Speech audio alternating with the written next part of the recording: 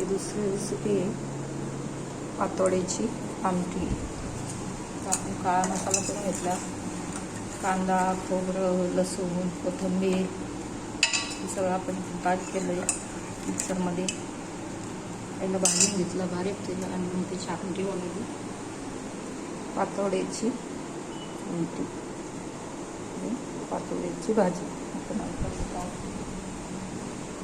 महाराष्ट्रीयन भाजी ही आहे, नक्की करा, नक्की खा. कमेंटमध्ये मला नक्की सांगा पातोड्याची भाजी कशी लागते.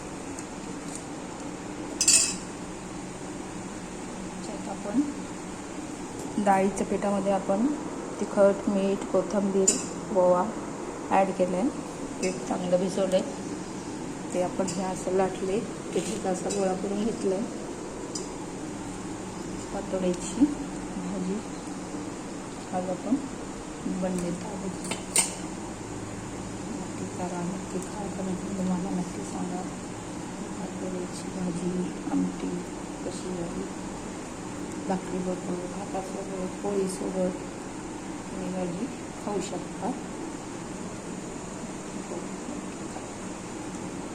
महाराष्ट्रीयन पातोड्याची भाजी.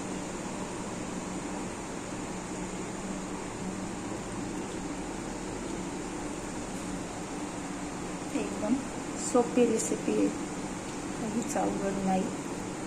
तुम्ही करून खाऊ शकता.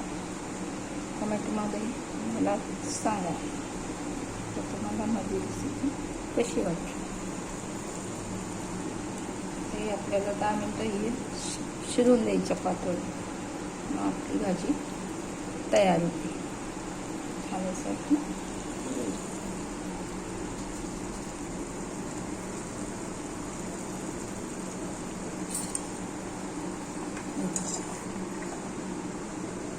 एकदम मस्त चवदार चटकदार अशी ही भाजी तयार होते.